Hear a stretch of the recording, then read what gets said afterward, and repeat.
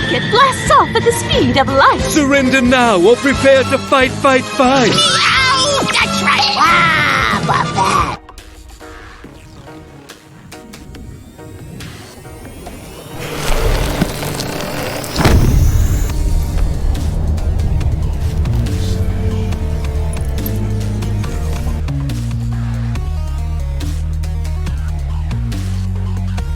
How do you know this? That's what I do. I drink and I know things. Hello everyone, it's Inappropriate Characters. Please do pipe up if there's any issues, because we're still kind of learning with this whole new setup that YouTube's doing. So, right, Pundit, take it away.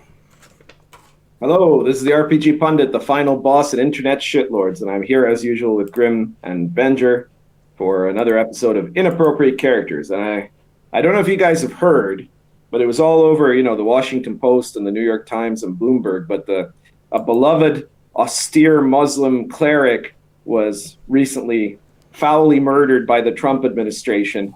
And man, is the Washington Post all broken up about it, right? But this poor man, al-Baghdadi, who just wanted to clean up people's mosques and had a wonderful singing voice and encouraged people not to smoke. He was such a great guy. And then Trump went and killed him. It's just unbelievable. Thank goodness we have the Washington Post to tell us all about, how great he was and how awful Trump is for having murdered him. A couple of years ago, I predicted this was going to happen. I predicted eventually the mainstream media would end up being pro-ISIS if Donald Trump was against ISIS. And now it has happened. Today is the day. Mark the date. The Washington Post, mainstream media, the New York Times, and NBC was tremendously upset that Nancy Pelosi and Adam Schiff were not told about this attack before it happened so that they could have had a chance to expose it to the media and warn al-Baghdadi so he could get away. They're just they can't believe that this is an impeachable offense, right? Not telling Nancy Pelosi so she could, tell Ilhan Omar, who can then warn al-Baghdadi, that right there is enough to take him out of office, I think. I don't know. What does the audience think? You guys let us know. Anyways, well, today, though, we're not really here to talk about the Middle East. We're here to talk about a number of things, including later we'll be taking your questions. So if you have interesting questions for the three of us ideally related to gaming, then post them on the chat and we'll see if we can address them. But the main topic of tonight is China. And as you guys know, this is another example of people on a certain side of the spectrum behaving wonderfully. The woke corporations that everybody's so proud of because of how enlightened they are have recently been bending right over for China and letting China do whatever it wants and basically shutting down any situation where people might want to bring attention to the fact that in Hong Kong there's millions of people fighting for their democratic rights. And we're going to talk about today what that means in the context of gaming, because certainly, not so much RPGs so far, but certainly video game companies have been involved in this. Blizzard has a lot to answer for. But given the fact, I guess this is the place to start, and I'll see what the two of you guys think, because you guys are actually, Grim and Benger are actually publishers. I'm not a publisher, I'm just a writer.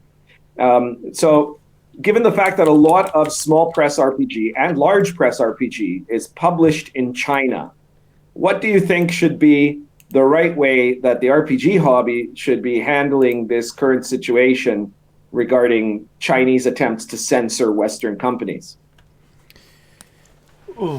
Well, I mean, for games publishers, the bigger problem up until this point has been the potential tariffs that might have come in this trade war. That seems to have gone away a bit. For micro publishers like me who use print on demand, we're not printing in China, and I don't think I would have been too keen printing in China anyway. I've heard tons of horror stories from from people about missing product or print problems or problems getting getting stock reprinted properly, and language barriers and stuff just completely going missing. No small number of Kickstarters have failed or gone awry because of involvement with China. Some of that is the language barrier, I think. I also think there's a lot of kind of fly-by-night, just trying to make a quick buck as easily as possible going on in China. So I think that this sort of thing, printing in China, that's more sort of mid-tier and upper-tier gaming companies. That's going to have hit or hurt. If you do print on demand, not so much. What about companies that have done Kickstarters and stuff like that? Yeah, a lot of them have been fulfill printing demands. Don't they often go to China? Yeah, I mean, you're more an expert on this than me, so. Yeah, a lot of the Kickstarter ones do, because if you want to do a cost-effective board game or something with lots of components, you kind of have to. I mean, you can rapid prototype at somewhere like the Game Crafter, or you can do a limited amount of print on demand at the Game Crafter, but it's way too expensive, especially when it comes to shipping, to use that to fulfill orders in any kind of reasonable scale. So, I mean, if I was them, I would start looking to avoid mainland China for these, but it's hard to know where else you can go. Maybe India, but they have some quite severe sort of moral concerns as well, in the same way that China does, which is what's driven a lot of the censorship. But with the computer game companies, it's because China has bought massive controlling interests in a lot of these businesses, or that they have become just this enormous market for computer games. I don't think that's quite the same when it comes to role-playing games. No, I don't think that there's going to be a big market for, Chalt in in Jiangsu province. Yeah. Oh, damn it! Japan's on that Shanzhou province, China bid. Yeah, Japan's pretty good for RPGs, and they have a pretty sort of thriving home industry, which not enough stuff gets translated from, unfortunately. But yeah, I don't think there's the same level of commercial interest by Chinese companies in role playing and board games. I think it's just a production and supply sort of relationship that tabletop games have with China. Whereas the problems we're seeing in computer gaming and so on is because they're trying to sell into the Chinese market, and there's a lot of Chinese money directly involved, and they're using that money to exert a controlling amount of interest and to impose censorship and moral considerations and things like that. There's a certain irony to it for me, which I find quite delicious, in that we have an ostensibly communist country using wealth to strong arm supposedly free capitalist countries into obeying their demands. I find that delicious. Well, we both know, I mean, that economically China basically stopped being a communist country decades ago, right? In the terms of the theory of Marxism, they're not really a Marxist country anymore, right? No. The party that is the authoritarian government of China calls itself the Communist Party, but it's not really, Venezuela is a communist country, right? China is not, and you can tell because in China people have, money to buy basic goods, right? And there are political commissars in most Chinese companies, like in a corner office, who have to give approval on everything. But generally, it's not like in the era of the Cultural Revolution or something like that. The political commissars aren't there to enforce strict adherence to Maoist philosophy. They're there to make sure that nobody is trying to cause trouble against the governing party, right? Yeah. The only thing that matters now to the Communist Party is being in power and staying in power, right? Yeah. And what they really fear in Hong Kong is that movement for democracy in Hong Kong could potentially spread to other parts of China, which is why they've done an evilly brilliant job of repressing that with this kind of counter movement playing off Chinese nationalism as a way to make sure that within China, to make it seem like it's these weird, decadent Hong Kong people with strange Western ideas that are putting down China versus, the good people that think that China is good, right? Yeah, I mean, it's quite a mess. Normally, I would describe China as being the same as it always has been, which is a kind of corrupt bureaucracy. But in this new age of Chinese wealth, I'd say they're more corporatist, which is something that's more typically associated with fascism, where you bring the companies into the government and the crony capitalism becomes completely. Yeah, well, in a way, you're enmeshed. quite right. Like, this is the classic model of kind of Italian fascism is really what they have now, right? Because they have this system where industry has an alliance with a single governing power that has no democratic basis, right? And and the government throws huge amounts of money behind many Chinese businesses, which is a large part of the reason why non-Chinese businesses can't compete. Like the Chinese government, for example, doesn't charge for overseas shipping from China outside. That's an immediate huge advantage even without anything else. So it's state and corporate power working together. Well, someone on our chat here, Solomon Kane, has pointed out something which I think is very true. He says, we were told we would export American values to China. Instead, we're importing Chinese values to the US. That's right. And it has a whole bunch of different consequences. Like, for example, the film industry nowadays really wants movies to be shown in China because it's a gigantic market, right? And they know that there are certain things you can't put into movies anymore for it to go to China, right? Like, for example, the Joker movie is almost certainly, because it's subversive, is almost certainly not going to be aired in China, even though it's been a huge success everywhere else. Yeah. But for one of the big examples, when we're looking at it from the point of view of, like, Western values, let's say, is that nowadays that China has a big squeamish issue, a cultural issue regarding homosexuality, right? And if a movie has overt homosexuality in it, it's probably not going to get into the Chinese market. So we're seeing all these supposedly woke Hollywood producers and companies and stuff censoring homosexuality in its movies because they know that if they include it, then you're not going to get into the Chinese market. It's very funny that these are the same people that will talk about Mike Pence as though he's a bad guy, right? But they're actually betraying everything they believe in order to get the Chinese, yuans. Yeah, I mean, most of this doesn't directly affect us in the role-playing industry, but it kind of does because we see these double standards now, written large.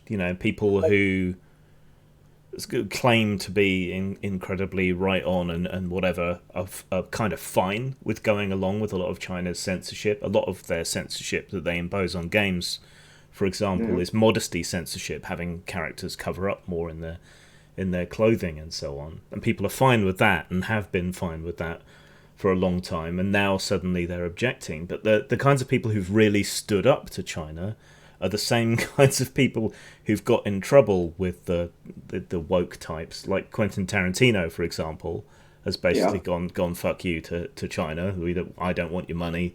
No, I'm not making cuts to my film to make it acceptable in China. And it's other people like that who have been getting, and South Park. It's the kind of people that who you would think would be anti-authoritarian and against Chinese censorship and control. Well, part of the problem is that I think the SJW left sees that that China is run by the Communist Party, and so they're not going to like anyone who criticizes the Communist China, right? Yeah. And the Hong Kong protesters are inherently, they're pro-democracy, pro-free speech, and those are two things that the SJWs don't actually like, And this because the Hong Kong protesters have, they're waving at their protests American flags. They're not waving Antifa flags, right? They're using Pepe as a symbol in the Lenin walls in Hong Kong, right? Yeah.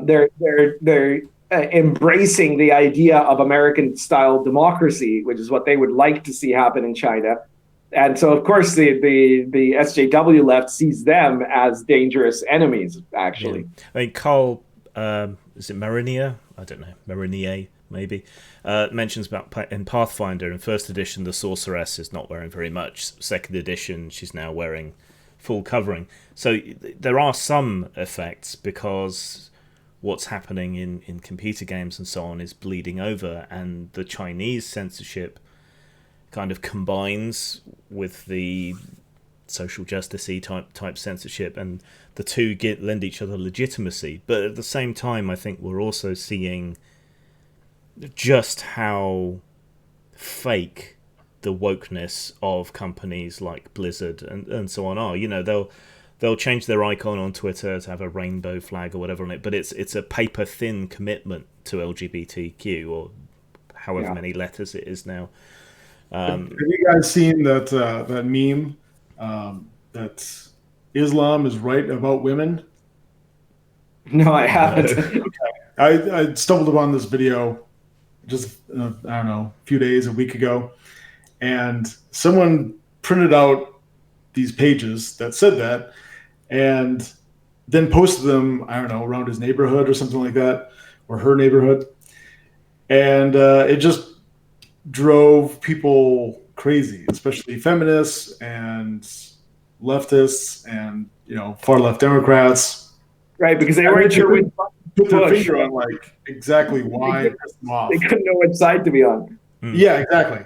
Right, well, to just finish that point I was making, but it shows how paper thin this commitment to LGBT is, because while Blizzard will change their icon and they'll say that their characters are gay or lesbian or transgender or whatever, not in China. The law does not conform in China to the same thing that it is in the West. So it's not about being for LGBT rights or whatever. It's about kowtowing to people who can do harm to their business here and then kowtowing to Chinese money over there by not being consistent. It's just meaningless. It's flim-flam. It's not. You know that tomorrow there's going to be a tweet about how you use the term kowtowing in reference to China, and that proves you're horribly racist, right? Yeah, probably. I've gotten in trouble for using the phrase "beyond the pale" from Irish people before, so. So there was one RPG book that I know of that actually had a problem with Chinese publishing, which was a third-party source book for a Call of Cthulhu. Thing. That was the book itself was set in China in the 1920s, I think, in Shanghai, I think it was. And the Chinese government basically kiboshed the whole printing, right? And it wasn't really clear why. Some people argued it was because of the supernatural elements that were in there. That's possible, but I think it also was because the Chinese government's very wary of any Western interpretations of recent Chinese history. Yeah, I think that's more likely. They do have weird taboos around like ghosts and monsters and things like that. I don't speak Chinese, but from people over there, I've heard that it's because of the state atheism, that basically anything supernatural they prefer not to be covered, which makes things like selling Ghostbusters over there quite difficult. So, yeah. Well, anything else to talk about in this regard? I mean, like you said, there was that one instance of that book being interfered with, but that was dealing directly with China. I think for most people, provided you're not selling in China, they're okay backing off. But I think we still should be wary of the censorship, because a lot of it's coming from China but being excused by feminism or whatever else we have over here. And the two are kind of combining. There's kind of strange bedfellows that's driving censorship that's kind of across all of our culture, I think, and it's worrying. Yeah. Well, I think one of the reasons also, I mean, obviously one of the biggest reason why China has been more aggressive in the recent weeks with trying to block kind of any kind of statements critical of China is because of the Hong Kong protests, right? But I think you also can't underestimate the role that Trump's tariffs have had in this. There's basically a trade war going on now between the United States and China. And I think China is trying in different ways to show its power. It's kind of a face-saving thing, right? And it looks like a lot of American companies are taking China's side over America's, right? It's, money. Like I said towards the start of the conversation, you got to have values other than just money, I think. Well, it's a combination of money and Trump derangement syndrome, right? Like I said in my intro today, like I know, for example, that Grim, you're not really a big fan of Donald Trump, right? But you've got to see that there's something deeply wrong when most mainstream media companies are kind of trying to play ISIS as being not so bad on account of not giving credit to Donald Trump for destroying ISIS. I think he does deserve some credit with regard to this recent thing. For me, it still all seems to be part of his obsession with outdoing or overturning everything Obama's done, but you can't argue with the results. But he does have a way of sucking all of the gravitas out of something. If you saw him on the news talking about all of this, he's so crass and classless. Not that we're in any position to talk with Bojo in charge, but I like this. Ugh. There are people with the common touch. I get that an elitist like you wouldn't understand that, but he is.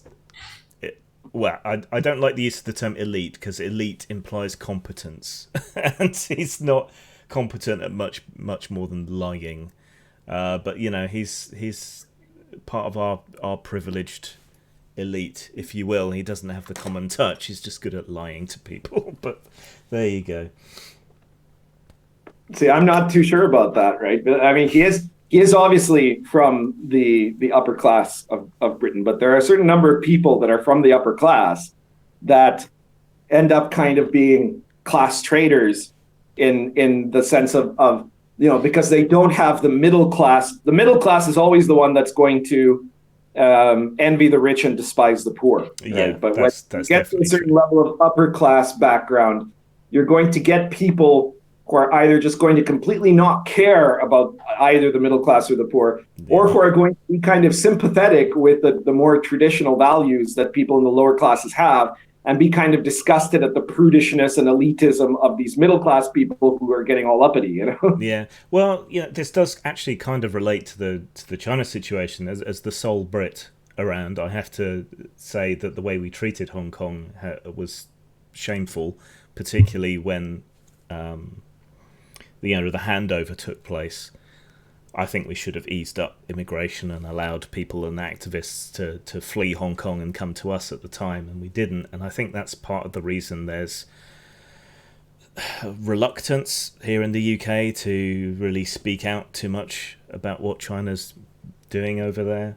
And there's a lot of colonial guilt and so on. But except if you look at the Hong Kong protests, besides being pro-American, an awful lot of the Hong Kong protesters are also defending these democratic values that they got from the British. I mean, there's nowhere else they got this from, right? That's what they're fighting for. And a lot of them are saying that they wish that they were still a British colony, right? Yeah. Because it's whatever you want to say about the shameful treatment, Hong Kong was it had a much better level of autonomy with British values than it will with Chinese authoritarian values. I mean, I don't think any of the colonial powers particularly,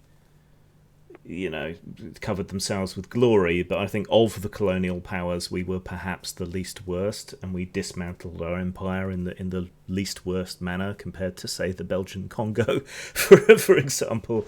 And we do seem to have left a lot of these ideals like parliamentary democracy and so on wherever we've been, and that's the good side to the legacy, which tends to get forgotten in a lot of colonial guilt. I don't think it does anyone any real service to forget the good and to only remember the bad. But one of my many unpopular opinions. There you go.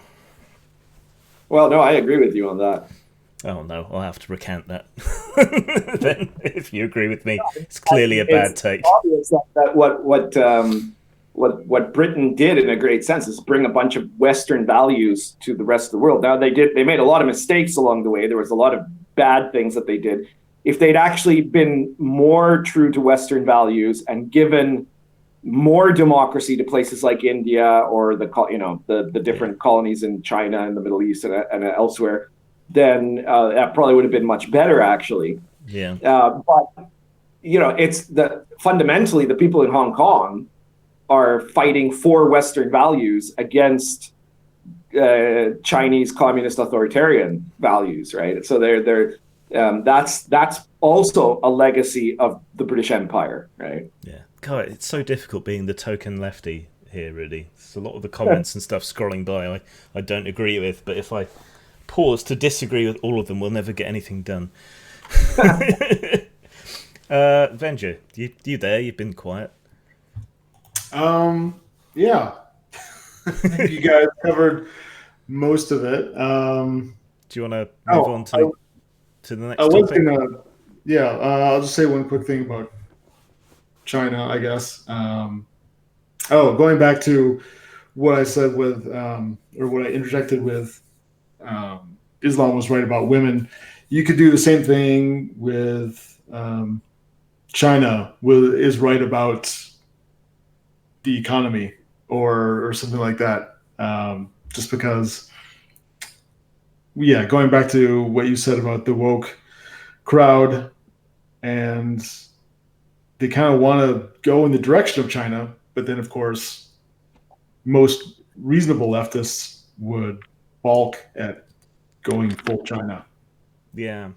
I have seen a lot of people unironically saying that China's economic model is one that we should be following, and I think it's mostly smoke and mirrors, quite frankly, and it would be a bad idea. It's kind of like how post-war everyone thought, well, having this massive centralized planned economies worked really well for fighting 2 world wars. Maybe we should apply it in peacetime, and then it doesn't work in peacetime. So I think similarly, everyone copying China's model won't work either. But but we should probably move on. The next topic was yours, I think. Gatekeeping. Oh, okay.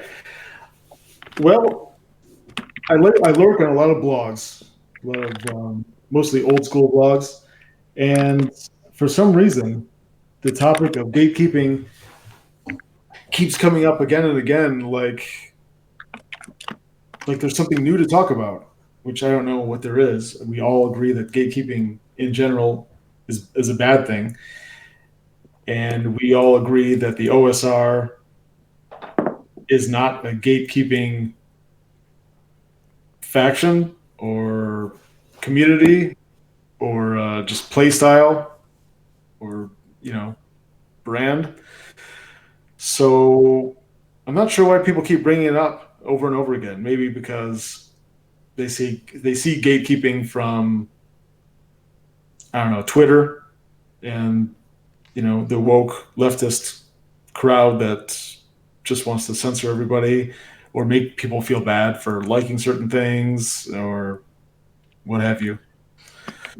But I don't know. There must be some reason. Maybe I'm just not getting it, or I just don't know why people are continually concerned to the point that they bring it up on their own blogs about that gatekeeping exists, but it's not us, but it's somewhere. I don't know. For me, I get worked up about it because it offends and incenses me to see the RPG community being accused of gatekeeping, because for as long as I've been involved and everywhere I've been, which has included European countries, America, and I've been in contact with people in pretty much everywhere, really. Everyone has always wanted more people to be in the hobby, and they've always been incredibly enthusiastic and evangelical about the hobby and have wanted more people to get into it.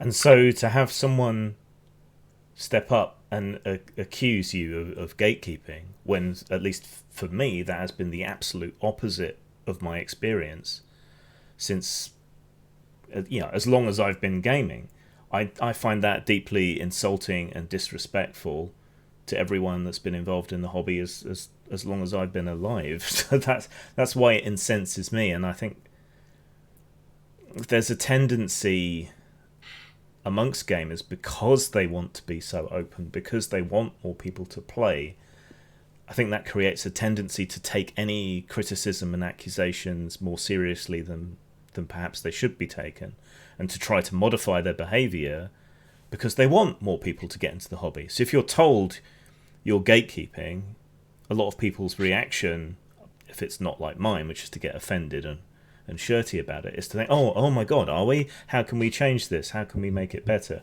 And then they're kind of casting around and trying to understand the accusation and what they can do about it. But I just don't think it's true. Right. Well, the only people that would cast that aspersion on us are the gatekeepers themselves. And I think you're right that's why they want to accuse us of gatekeeping, is because they want to be the gatekeepers themselves, and they see us as the free people, preventing them from, locking people in and into little groups with controlled thinking, and you can do this, but you can't do that, and you can talk to this person, but you can't talk to that person. You can have this ideology, or you can't sell this kind of game or have this kind of artwork. Those are the ones that want to control things. Yeah, one of the commentators just brought up that recent BBC Three video. Yeah, I did a video about that on my YouTube, about that BBC video, and that was, I think, one of the two things that I'll mention the other one later that has brought up gatekeeping yet again, because basically it's a 1-minute video done by some ironically overweight and unattractive feminist who was complaining about how D&D is no longer for the beardo boys in the basement, and how it has to be, for everybody except them, basically. Yeah. And then when people criticized that video, they were accused of gatekeeping against her, right? And a lot of people were criticizing her because she was getting a lot of hate left, right, and center. I think I saw lots of videos like yours, Pundit, and I saw a lot of Twitter posts and blog posts and forum posts, and almost, I think 90% of them were negative. They were critiquing her and what she was saying, and just railing against the the slanderous conventions, the stereotypes that people have lived with for years and decades, and how this woman comes in and says that, all these, white bearded men are ruining everything when we started it, basically.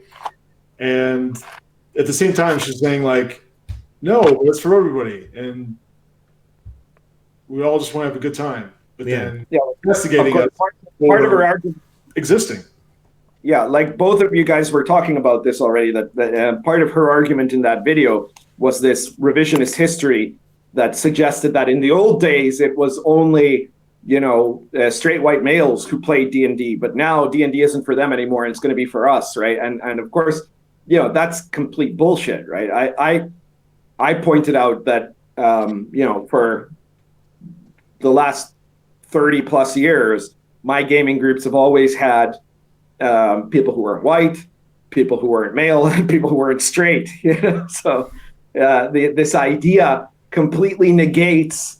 It creates this completely false story about D&D having been somehow exclusive when it never was, right? For until the SJWs showed up, D&D was for anybody who wanted to play D&D, and there was none of this notion of making, like, I never saw, I sometimes saw people gatekeeping on how much you knew the rules, or people doing gatekeeping on what edition you thought was the best edition of D&D or stuff like that, right? But in all the time I've been gaming, and in several, and literally in multiple continents, I never saw people that were being excluded on the basis of race, gender, or sexual orientation, right? Yeah, and there are people that are involved in D&D in creating RPGs from the beginning that weren't straight, white, or male. Sometimes I think they just mean, instead of gatekeeping, they mean thin-skinned. Like, yeah, like the edition, like, oh, you like second edition best? Well, I like first edition the best, so you suck. Someone could say that online, and then someone that's not ready to handle that kind of abuse would just like break down and cry and maybe leave the hobby forever. Yeah, I think. Whereas a normal person would be like, oh, okay, well, thanks for that, asshole, and I'm going to like what I like, so see you later. Or the other option, like, okay, cool. That's good. That's a good addition too. I like this other thing. So maybe we can meet in the middle. Yeah. I think there's something going on where one side is doing something and the other side is receiving it in the wrong way. I mean, there are some stereotypes about gamers. Well, they never apply to every gamer, but certain things like social awkwardness and so on, these things have, they've been true and more true in the past than they are today. But you keep seeing these horror stories that people have on Twitter. I'm not sure of their veracity or whatever, but when I read what they're saying, it doesn't seem like a horror story to me. It seems like socially awkward people trying to be encouraging and enthusiastic and to bring them into the game, but they take it as hostility or gatekeeping, when 3 or 4, slightly overweight, maybe a little bit sweaty guys suddenly surround the girl in the game store and start telling her and regaling her about their character and, oh, do you play, and all that. I can understand how that can be a bit off-putting, but it's the opposite of gatekeeping. They're just being really enthusiastic and trying to draw the potential new person in, but they're reading it as gatekeeping and shit testing and obnoxious and whatever else when it isn't, I don't think. Well, the other context in which I've heard, people bringing up the gatekeeping thing again recently, I was in part of a fairly large Twitter debate that happened a few days ago, where there were some people advocating for the fact that it should be okay to have gaming groups in events, like cons and things like that, that don't allow. Well, it started with talking about not allowing straight people to play in these groups, right? Like groups that are only for LGBTQ, whatever, for the alphabet soup crowd to play in, right? And then it kind of evolved into also saying, well, yeah, and there should be groups that don't allow, white people to play, right? And so on and so forth, right? And of course, when somebody said, well, but why? What's the benefit of this? And I'm like, well, because some people are so traumatized by straight white males that they can't even play with them when they're at the table or something like that, right? Or other people are saying, well, because these people can threaten them, right, with their straight white maleness, something along those lines. And of course, when other people are playing out, well, but hang on, you're basically talking about segregation here, right? Like you wouldn't agree with a gaming group saying you can only play in this gaming group if you're white, right? Like, oh no, but there were, traditional power differentials that mean that wouldn't be okay, but it's totally okay for us to now ban white people from gaming. Yeah. Like, that's ridiculous. And then they accuse you of gatekeeping for suggesting that gaming groups in public events should have codes of conduct, but should not automatically exclude people on the basis of something like the color of their skin or where they like to put it. Yeah, it's to me, that's just an abject betrayal of the very left-wing values they claim to be supporting. Absolutely. It's a betrayal of Western liberalism, basically, isn't it? Yeah. And it was incredible. I got into this large debate with with one of these guys, owner of some small press company I'd never heard of, who said he was a gamer of color. And, I was just quoting back to him things that Martin Luther King said, right? And the guy was like, no, you can't do that, right? I'm like, well, just admit that you don't actually like or agree with Martin Luther King, because no matter which way you put it around, he said, judge people by the content of their character, not the color of their skin, right? If someone's being a racist at a gaming table in a public event, then you can probably, kick him out. That's okay, right? But what you're suggesting is you should get to be racist against people purely on appearance, Which is the very opposite of everything we've always fought for. That's the part I have trouble with. Just the sheer blinding hypocrisy of it, and the open embracing of the very things they claim to be fighting against. I catch on that every time. Well, at least Pundit got an argument out of it. I basically raised the same concern to this woman on Twitter who, said the same thing. And I just suggested that, because her reasoning was, because sometimes people just want to play games with people that look and feel similar to them or something along those lines. I'm like, isn't that something that a white supremacist would say? Exactly. Yes. And then she texted, or she tweeted back,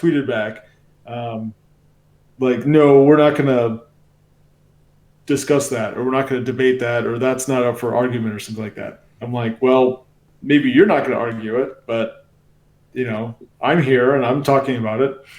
And then very shortly after that, there were a couple of people trolling me, and then I was blocked by a dozen people in that thread, most of whom I didn't even know, didn't even have any first, contact with.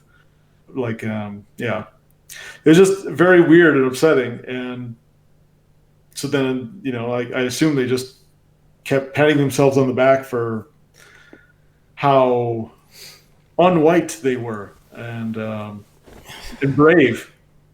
So never mind the majority.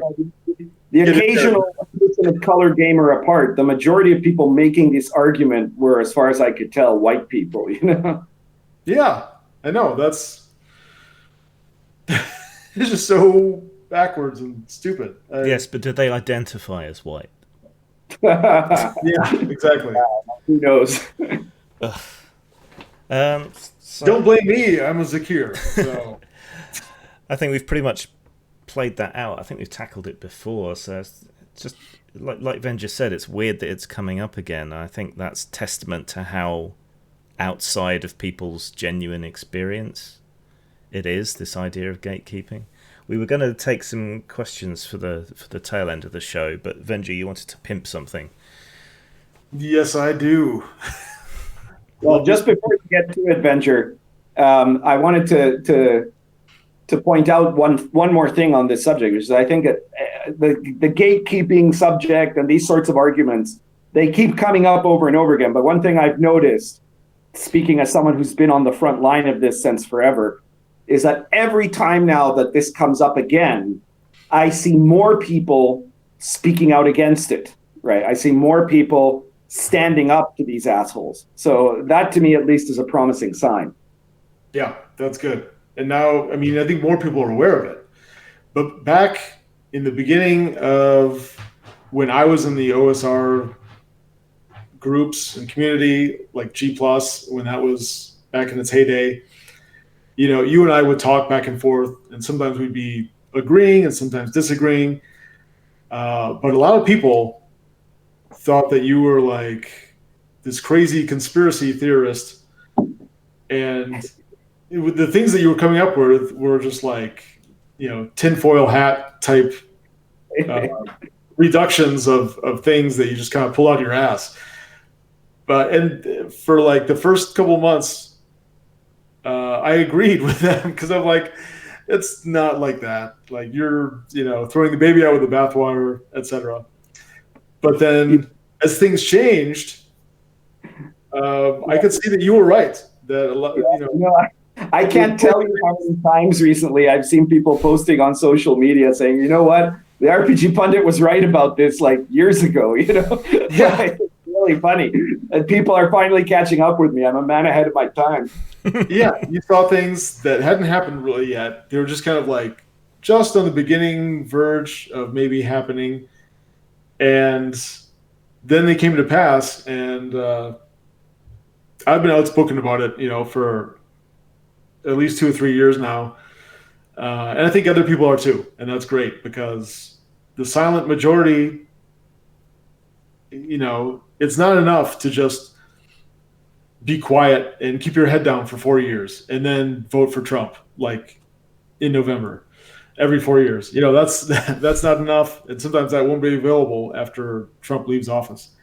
We've got to stand up and like say things too, like between elections, and point at the hypocrisy and the bullshit and just fucked up things. We got to keep pointing it out and making a case for why that's nuts. Yeah, I don't think you have to go full Trump either. Just having a you don't have to, but a sense of what you believe and why, and standing up for it. You don't have to change your politics to point out that other people are being shitty human beings, right? I'm still very much on the left. I know that puts me in a distinct minority here, but You're a white rhino. yeah, but I am against these people because I'm left wing, right? If you can wrap your head around that, right? I think in a better world, we would all be a little more left of center, but it's just so many raging assholes yes. are left that it makes most of us normal folk just like run screaming a little bit farther to the right. Yeah, and I feel a sense of responsibility that I don't feel towards right wingers when left wing people make complete wankers of themselves. So I feel like I have to speak out. But, well, there are right-wing assholes too. So. Oh yeah, I find I'm doing that more again lately, calling out right-wing people. I think there's a definite undercurrent of the right becoming a bit more censorious and judgmental again. Right. Which I'm. If only we could have a nice middle ground. Yes, enlightened centrists. Well, yeah, wouldn't that be a nice thing? Now, speaking about what you were saying about, you said the silent majority. I think we're seeing, my friend Kurt Schlichter pointed out that I think that the silent majority are now transforming into the militant normals, right? Who are people that are aggressively fighting for what they consider the normal values of normal people in America, and I think that's what's starting to happen. They've been so pissed off at this point that they're not putting up for it anymore. Anyway, yeah, I was trying to get you to pimp your stuff, Venture, and then we all went off on a big tangent. Yes. Pimping, what I do best. Yes. Okay, so I finally got them, all 2,000 books of Chult. That's the cover. And I almost, going back a bit, I almost used China company to print them.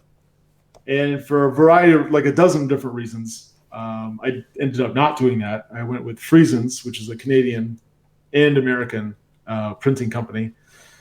And I'm very glad, of course, that I didn't end up using China because, especially now, that's just a mess.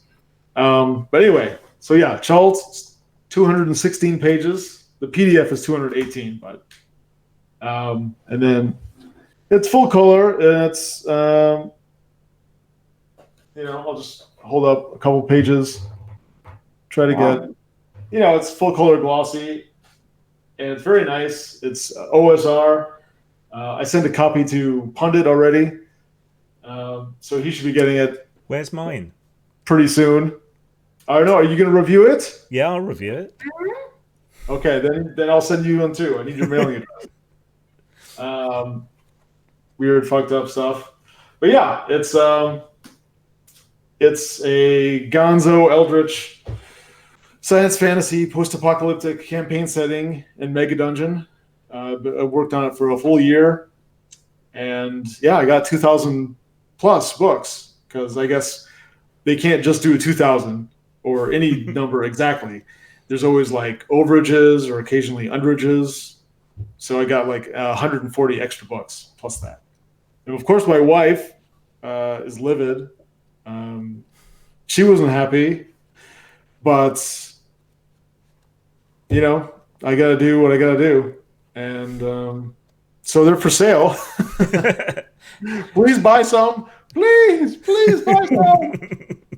How many of those were for backers, though? So yeah, that ends the pitch, I think. Unless anyone has specific, I don't know if anyone in the audience has a specific question about Chalt. But well, we've got a question here from the audience from Retro Roy. He says, "Would you guys agree that there's a lot of eerie parallels between the modern SJWs and the Christian conservatives in the 80s and 90s?"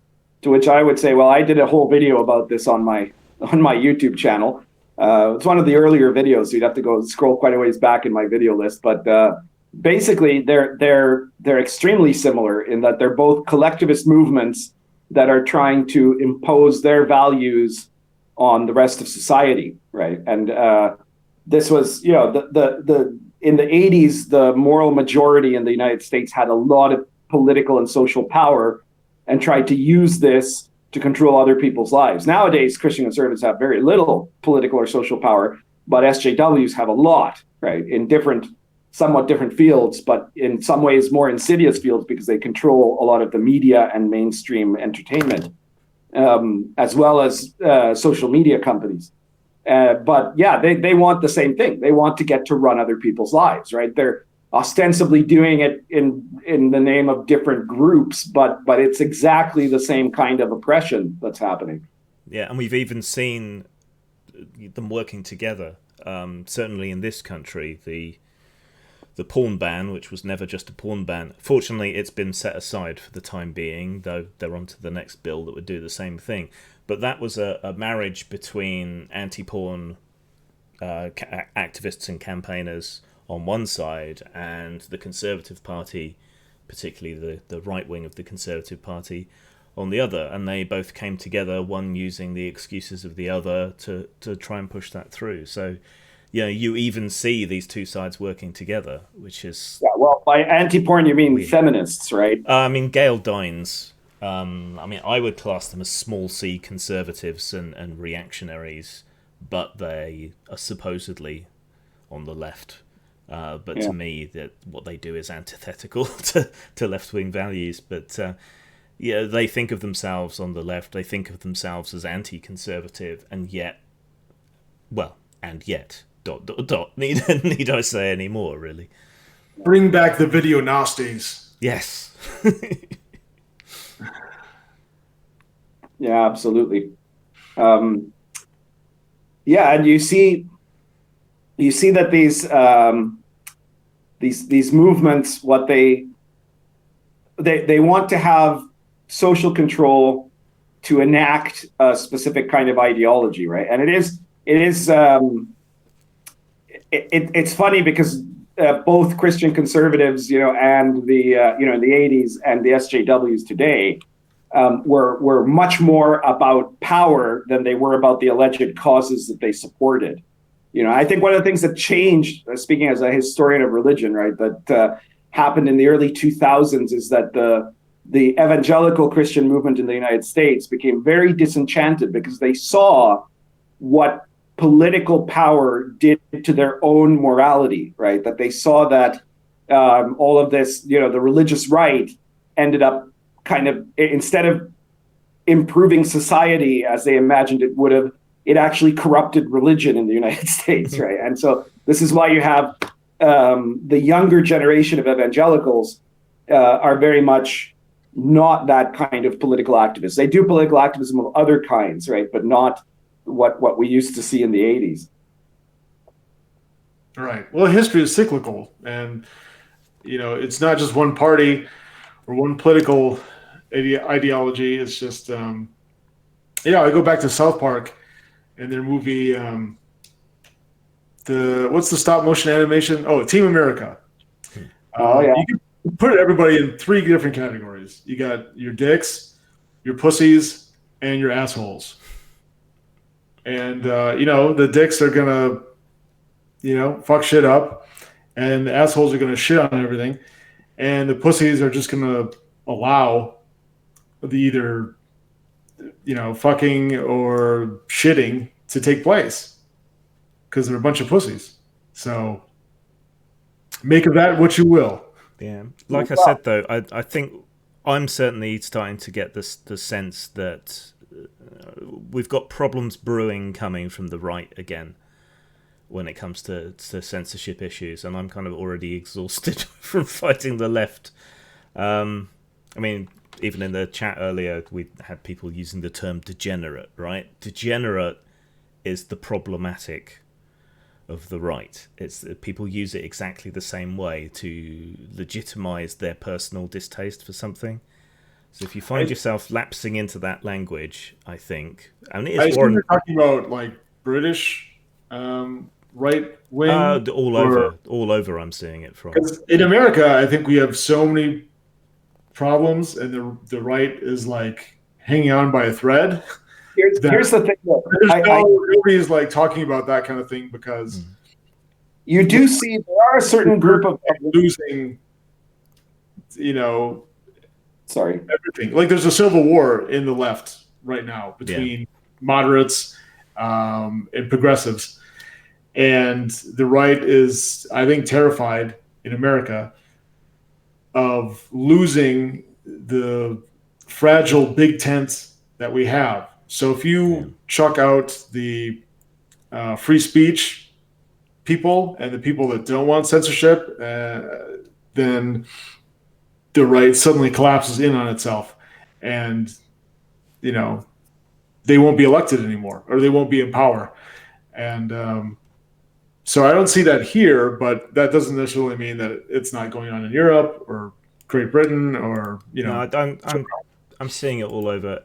Some people's messages aren't showing. That's because it's reverted to top chat instead of live chat. I've just switched it back, so hopefully that'll be fixed. But there is, even when you have it on live chat, they do intercept some messages and so on and block them. So if you were using naughty no words, even though I've got it set to no censorship, you may still find yourself censored. There's nothing I can do about it. I'm sorry. With regards to this question, I think one of the things you have to keep in mind, Grim, is that the new right is, especially online, is strongly composed of shitlords, right? And Yes. there are definitely factions within the right that are like actual real tradcons, right? That don't really put a lot of value on free speech, but they're a very small minority within the right. But what you see a lot more is that I think you see a whole bunch of people on the right who see this imposed speech on the part of the left, saying what you're allowed to say or not say, what pronouns you're allowed to use, and you can't be offensive and stuff like that. And so the reaction on the right is to use words like degenerates as a way to basically to trigger the left, and I don't think they're all that serious, I do also see it used unironically, and of course the problem is that there are some things that are genuinely problematic, and there are some things that are genuinely degenerate, and so it's all rather muddy. Fenja, several people are asking how much for Chult. Oh, okay. And will there be print on demand, and how much is the PDF? Okay. The PDF came out at $20, but right now it's on sale for $17 at a drive-through RPG. The hardcover is $60, and that includes shipping to the United States. Check my blog for individual prices for like outside of the United States. If you get the hardcover from me, buy it directly from me, and then you get the free PDF. If you buy the PDF first, which you can do if you want to check it out, then you can deduct whatever you paid for the PDF from the hardcover price. But then, of course, Drive-Thru RPG gets 30% of whatever you paid for the PDF. So it's better for me if you buy the hardcover, and then I just give you the PDF. Yeah, I think that's... Oh, and I'm not going to do print on demand because I kind of went all in and blew my wad with with the print run that I did of $2,000. So I thought about doing print on demand. I thought about doing soft covers, but then I decided against that because I just wanted to put everything I could, every nickel I could, into the whatever it's called, off run, print run, whatever. Not a print on demand, but like an actual Smithsonian luxury, hardcover. Yeah. Boutique. Right. So in the chat here, someone pointed out, Mr. Max Boyven says, I'm against degeneracy, but it's something that individuals have to clean off in their own life. And I think that's a reflection of the difference, because the more that the left becomes pro-censorship, I think the more that the right, as a reaction, becomes anti-censorship. And so I think what you see is that the right is now no longer afraid to call out whatever, and I don't agree with what everybody on the right says about things, especially, I'm very much pro-LGBT in the sense of people having the right to live their lives the way they want to. And there's some people that, because they're religious or whatnot, don't feel that way about, they think homosexuality is wrong or something like that. I don't. But I think that even those people on the right, what they're fighting for is the right to say what they think, not to actually prevent other people from being, expressing what they want to express or being who they are. I've seen very little movement anywhere near the mainstream of the new right suggesting that anything should be censored or illegalized. Yeah. Right. I'm really just entering a note of caution because I'm seeing it more and more. Jeffrey says, think about selling PDFs on other platforms than DTRPG. I'd like to see DTRPG be replaced. They're way too woke. Ironically, the first people who've kind of fled drive-through have been the woke mob, and they've gone to what's it's like a second-rate Steam. I can't remember what it's called. It's called Itch. Itch.io. No, I don't know what their policies are like. For me, what I've done is I've set up my own site, post-mort.com, where I sell my electronic versions directly, but it's a lot of hard work to drive traffic to your own site, and I'm terrible at pimping my stuff, as we all know. So I'm about breaking even on sales there now, which is pretty good after a few months, to be honest. But it is hard work. There have been attempts to set up other sites, and they've all failed. So it's not easy, but I think it's worth doing. But I think increasingly you'll see people just having their own outlets and selling directly, like Venture does and like I have.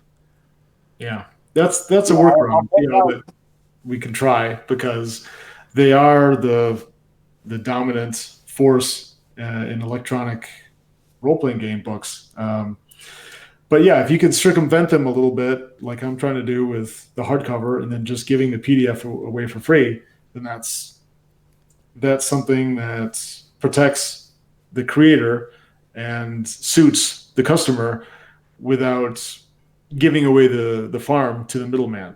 And on that note, I must go. All right, take care. I'll be sleeping outside tonight, and it's cold in Wisconsin. So I don't want to... Sleeping outside in a fort made of copies of Chult. Exactly, yes. I'll be sleeping on pallets of Chult in the cold garage, because we don't have a doghouse. So very unpleasant. So I must bid you adieu. But right, yeah, one more look at that baby. Yeah, and I'll be at GameholeCon Friday only, and then I'm doing a book release party in Madison, Wisconsin the next weekend. If anyone's around Wisconsin next week or the week after, hit me up. So anyway, good show, guys, and happy gaming. All right, take care. You too. So I'll point out that the RPG Pundit Presents PDFs are available on drive-through, but they're also available on the Presses Intermedia website.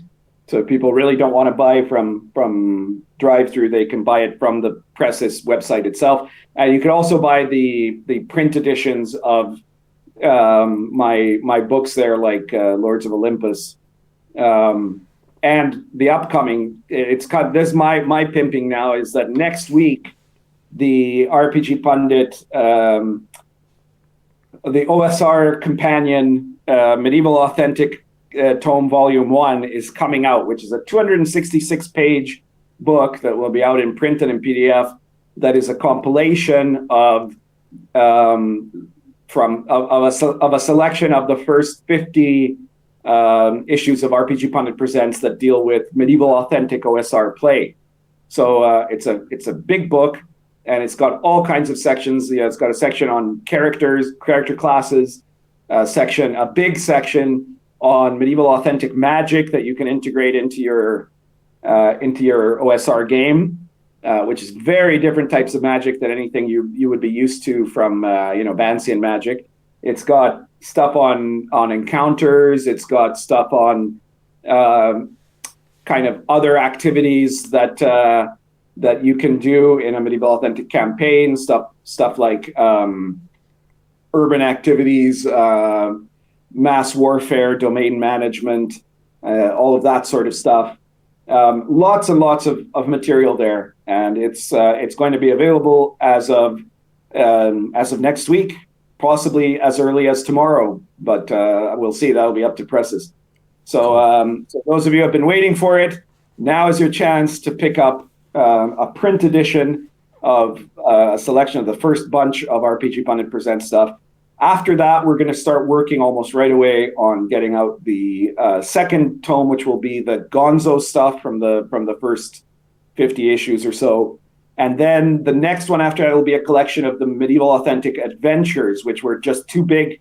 Like this first tome doesn't have any of the adventure scenarios that were in the early period. Because it would have been too large. So the third book is going to be a collection of medieval authentic adventures for OSR play. And then we'll continue from there because we're still producing more RPG Pundit Presents issues. We're almost at number 100 now. So while Venger was spending the whole year working on Chalt, I've spent the last 2 years releasing a new product every week, and now the compilation is coming. There's a couple of, before I pimp my stuff, there's a couple of interesting questions we've had, which is, how did Venger, Grimm and Pundit meet each other? And then Carl asks, why are most RPGs in a fantasy setting? So how did we meet? We were the axis of evil, weren't we? Yeah, sort of. I mean, I remember I met you quite a while ago. I mean, online, obviously. I think it might have been. Was it on the RPG site, or was it, or did we not meet until we were both on Google Plus? I think we may have met when we were both still allowed on RPGNet, actually. Oh, that's initially, possible. Yeah. A very long time ago. And I reviewed some of your products that you sent my way over the years on my blog. Did a lot of reviewing there, and then we started connecting more on the kind of the anti-SJW thing during the Google Plus years, right? Yeah, I mean, I think I started on the opposite side of you on a lot of these arguments, but felt that you were getting short shrift from people who weren't taking your arguments seriously, and then as we both kind of got demonized, I think we've kind of converged slightly. Yeah, well, we were both always, just like Venger too, always pro free speech, right? Even though we also often have a lot of disagreements. Venger and I met on G+, where, again, we were both aligned on the basis of being pro free speech, though at that time, Venger was still identifying as a Democrat. And back in 2016, he was a virulent anti-Trump campaigner, and he was pro-Hillary, so we could all keep making fun of him for that. He actually made a bet with me that right after Trump won, that Trump would not be reelected in 2020. And he bet me some serious money there. But since then, I've allowed him to rescind that bet because now he's become favorable to Donald Trump. So I'm willing to forgive. We have to have the big tent here, right, guys? I think what we have in common is that we're capable of disagreeing without hating each other, and we all agree on certain core values like free speech. Generally, I think the Western liberal Enlightenment values are something that all three of us agree on. Right? Yeah, and Joe says, Grim, it's because you do all the technical stuff. I'm not technical. I just keep at it until it works. Well, Grim is the technical guy in the sense that Benjer and I are completely clueless, right? As to why most games are fantasy, I think it's because D&D was the first, and D&D was a fantasy game, and that's really why. And I think fantasy is more cohesive as a genre than it's not saying much really than science fiction. Science fiction's all over the place. It takes in everything from Star Wars to The Expanse in terms of how wibbly wobbly and everything else it is. So science fiction is a fairly big tent, right? I'm going to take advantage of that question to how do you say, to spoiler to everyone that issue 100 of RPG Pundit Presents, when it comes out, is going to be a set of OSR rules for space opera gaming that will be based on the same kind of rules concepts as Lion and Dragon was, but we're playing space opera instead of playing medieval authentic fantasy. So if you want a sci-fi product, you're going to get one there. And it's pretty good. I'm using it in a current campaign that I'm running. Yeah. I do have some stuff to pimp before we do any other questions or anything. The companion for Actual Fucking Monsters is out. This is actual fucking monsters. So if you're looking for something to play next weekend as a kind of belated Halloween thing, get the main book, and I would suggest definitely getting the companion as well, because there's a lot more options. And between the two, you should be able to play pretty much any kind of genuinely horrific monster that you want to, or the kind of tragically hip monsters that are more typical. Octobers are kind of usually Schlocktoberfest for me, which is when I just churn out a whole bunch of stuff, sort of tester stuff, sort of cheap and nasty. This month's been a bit disrupted because my cat broke his leg and my mum's not well and various other things, so I haven't put out as much as I would like to have done.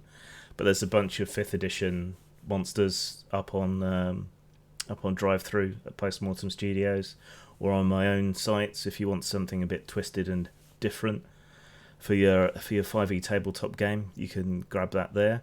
I'm doing a private video series at the moment, which is RPG game design from start to finish.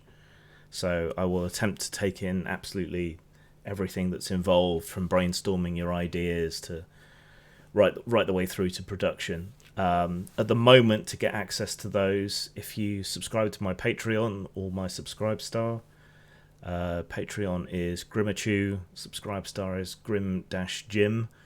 For just $1 a month, you'll get early access to all those. They will eventually be on sale, which is my first sort of experiment at selling videos like that. But if you do subscribe, you'll be able to look at them all early, and you can ask for feedback, and you can ask me questions that you want me to tackle in future videos, and all that kind of stuff. So, yeah, talking about science fiction, I've started work on something that was supposed to be for Schlocktoberfest, which was my entry in our unofficial Sexy Space Station competition that me, Pundit, and Venger are having. So that will be out, but it might not be out until November. And I'm working together with Rachel Haywire, who was running for presidential candidate for the Transhumanist Party, on an election card game, which we hope to have out soon. I know her. Yes. She's cool, but completely nuts. She is completely nuts, but in a good way. And she's just one of those people that has really infectious enthusiasm and gets things done, which is good because I'm the opposite. So working together tends to work really well. I've done some music videos for her, helped her with a campaign. it's weird how small the little group that we kind of move in is, really, because she knows Joan Pope, who knows Primitive Knot, which is a band that I was enthusing about, and then she also knows Alexander Macris, who you know, who I know. It's just all these people scattered around the world, and it's actually quite a small community. It's a bit weird. Yeah. Well, it's all the same kind of how do you call it? Subversives. Yeah, and it's quite nice that subversives from very different points of view and backgrounds and politics are weirdly kind of being driven together. So, yeah. So the question here that someone asked specifically to me, I guess, RPG Pundit, do you feel nostalgia for the 90s? And also, which decade had better games, the 90s or the 2000s? Well, I definitely, in terms of gaming, I don't really feel nostalgia for the 90s. The very early 90s had some good stuff, but then after that, I feel that gaming kind of went a bit awry. If in terms of gaming, I'd probably say I have nostalgia for the 80s and the very, very early 90s, maybe, but not so much the rest of that decade. In terms of the 2000s, I think things got better in the 2000s in the sense that D&D started to get back on track.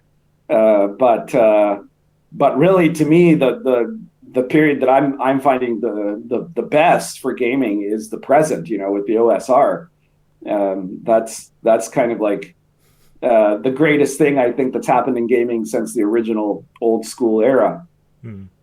I think there's a tendency to just have a nostalgic attachment to whatever decade you started in, and there's certainly a few games from the 80s that I still return to for inspiration, like Dragon Warriors, for example. For me, the 90s is probably the big one,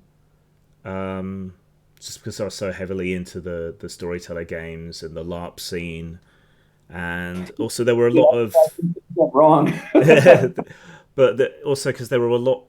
The games weren't afraid to try and be edgy. A lot of the times they missed, of course, and it was a bit pretentious. But you did have good games like Cult and SLA Industries, which I think was 1990 originally, I think. So there's some gems there, and they're the kind of games that fit my temperament, I suppose, and what I wanted from games at the time. But we're in a good time now as well. A boom like we haven't seen since the 80s. Might not like all of it, might not appreciate all of what's going on, but it's good to see the scene so active, and that it's making money and doing well, even if I disagree with some of it. Yep. Yeah, I'd agree with that. Yeah. So I don't know if you have any other questions for us.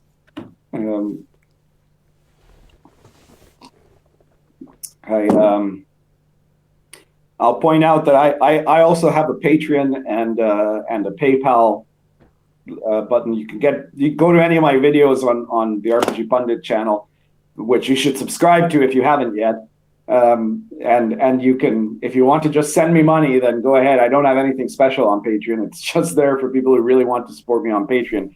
But if you'd rather support me and get something in return, then definitely buy my products, right? Either my bigger books or the RPG Pundit Presents series, which are small PDF source books that range in price from, I think, like $1.99 to $4.99, and range in size from about, 8 pages to 30 pages.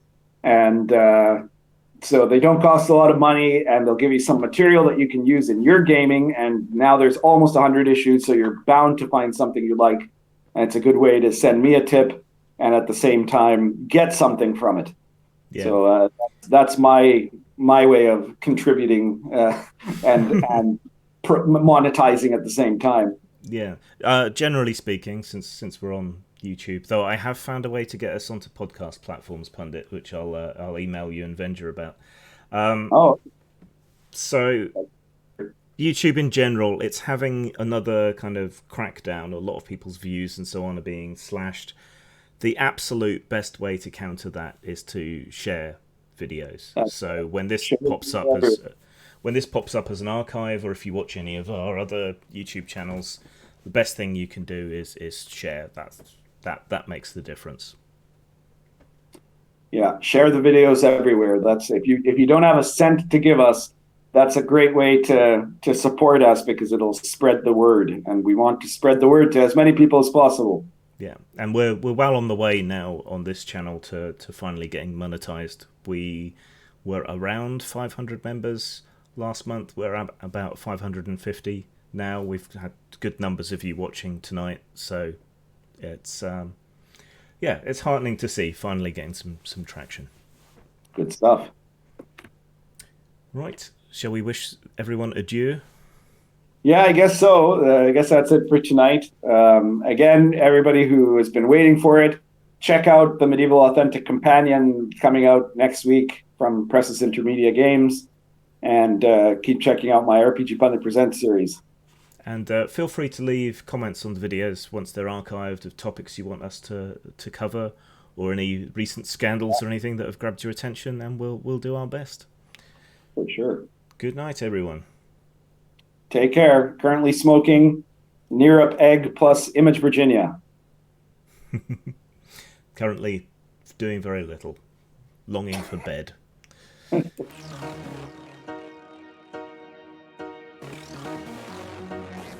I'm the bad guy? Yeah.